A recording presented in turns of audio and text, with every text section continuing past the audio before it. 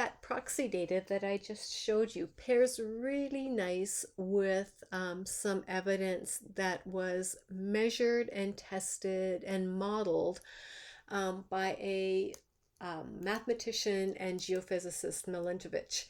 And working with meteorology, he took a look at what was happening cyclically in terms of changes in weather and climate, and he started to see evidence for the advance of ice ages and the retreat of ice ages over time. So he was looking at geologic sediments, and in those geologic sediments are stratigraphic layers and the fossil evidence within them.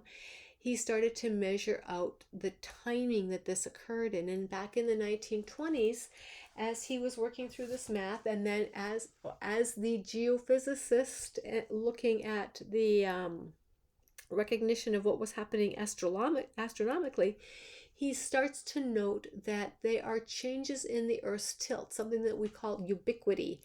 And those changes happen every 41,000 years.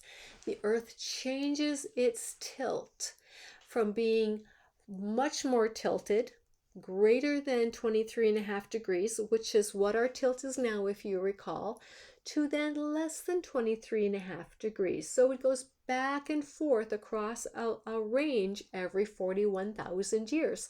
So imagine that the Earth is tilted more than it is now, which means the poles, the North Pole and the South Pole, are going to see more sunlight in the summertime and more direct sunlight in the summertime and less sunlight in the wintertime. So the winters and the summers are going to be more extreme at the poles than they are currently when there's greater tilt.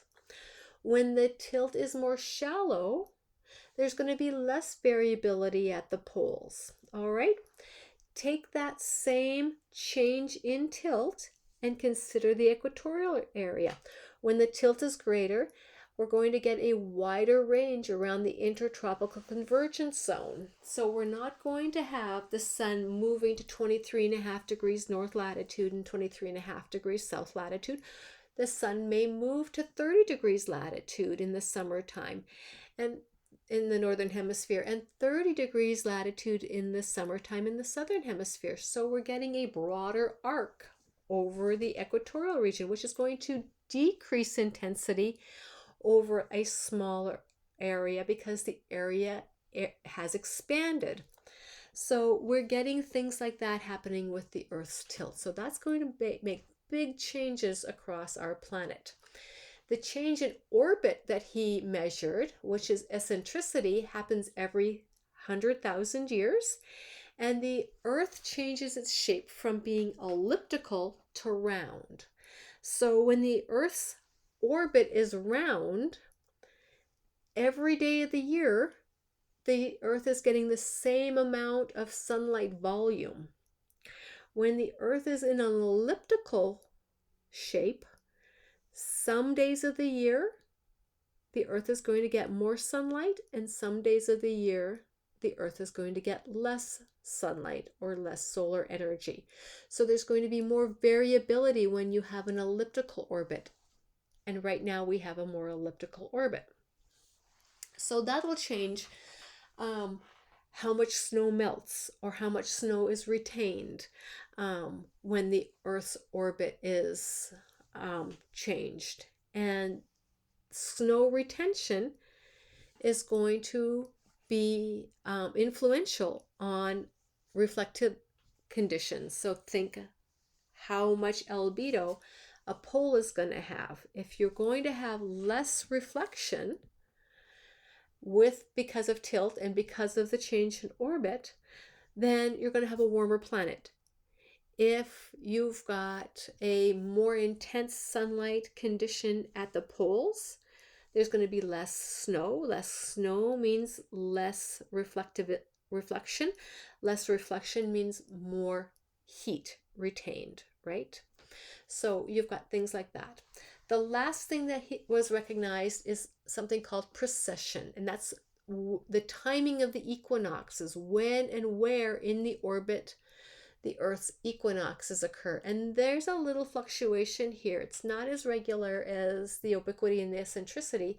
We get variation in the change of perception, and that in part is a combination of the ubiquity and eccentricity between 19 and 23,000 years. All right. So, what happens is which part of the earth is facing the sun at what time of year. So if we think about Christmas for the northern hemisphere faces away from the sun. But as the earth marches around its orbit and it continues to gain time, eventually over time, if we kept our calendar, Christmas could happen during the spring season and then over the summer season, right? So different parts of the earth are going to face the sun over large geologic time. All right, so this is what he noticed. There were some other causes to climate change that he did not measure. It wasn't part of what he was able to do, but it was part of the scientific phenomena that subsequent scientists could then ask questions about, because not everything could be answered by his model. And those included sunspots, and we really didn't have a good idea about sunspots until we started to really look at the sun and understand it. We know that early astronomers recognized sunspots, but we didn't have a good understanding of what they meant for energy input to the planet until last century. So we know that sunspots affect incoming solar radiation, which gets transferred into heat. We also have a better understanding of planetary albedo, which is the amount of reflection that the Earth has. The poles have a high volume of albedo as long as there's a lot of snow and ice, but as the Earth warms, we lose albedo at the poles. Interesting enough, though, we know that clouds are white, so clouds have a high volume of albedo. But as the planet warms, we evaporate more water. More water means more clouds. More clouds, because they're white, means higher volume of albedo. But we've changed the location of the albedo. We've removed volume of albedo at the poles, and now we've introduced that albedo in and around the equatorial regions and around 60 degrees north and south latitude, where those low pressure cells are that we discussed earlier in the semester. So now we're starting to get into that little bit of like chaos, right? Like, how is this location and the change in albedo going to affect the trajectory of the change the climate is going to be on this planet? So a couple of diagrams here. Here's some really nice, straightforward diagrams of Milankovitch cycles. So with this eccentricity at 100,000 years, we've got a couple of different orbits, right? So we've got a more elliptical orbit at the top here, and we've got a rounder orbit here. The ubiquity is the tilt of the Earth. So I've got a greater tilt with this diagram and a smaller tilt here. Remember, if I've got a smaller tilt between the poles, that means that the tilt across the equator is smaller as well.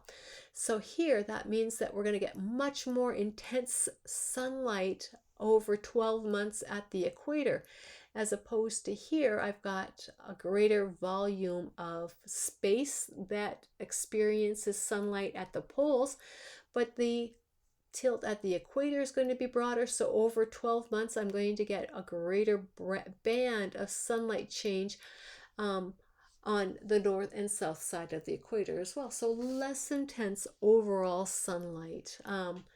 We're sharing more light over a large period of time with a larger elliptic. And then precession, which is that 19 to 23,000 that we talked about, where we're changing the tilt based on seasons. So we've got the extremes here. At 23,000 years, we've got the sun, southern hemisphere, pardon me, pointing towards the sun. about 12,000 years, 11,000 years later, eventually we come around to the same location, but now we've got the northern hemisphere facing the sun at that same location. So all three of these together get partnered up to create unique climate scenarios. So this is what Milankovic started to model. So what he saw was this was the regularity between an elliptical orbit to a round orbit, ellipse to round, ellipse to round. Now this isn't as quite elliptical as this right here is, right? This isn't quite as round as this one down here. But we can see this variability that looks like this. The timing of the tilt of the Earth, it looks pretty regular. It is pretty regular. So how are we tilted? Super tilted, less tilted, super tilted, less tilted. Oh, pardon me, that's this one. Super tilted, less tilted, super tilted. And then this is this precession, right? So facing the sun for the southern hemisphere, facing the sun for the northern hemisphere. We combine these three graphs to get this, and this looks a lot like and matches exceptionally close to the climate conditions that we put together when we combine the glacial, the ice ages, the inter-ice ages, the interglacial, and then all those other time periods together look a whole lot like this. And so we know that this scenario is highly influential to the climate conditions that naturally occur on the planet. One more slide for this little set, and that's sunspots. And we see that roughly every 11 years or so, we get a pulse of energy, wattage, coming towards the Earth. And that is directly related to the amount of sunlight. Watts in terms of energy increase then is going to drive ecosystems. It's going to drive the atmospheric systems and charge them up and get them going.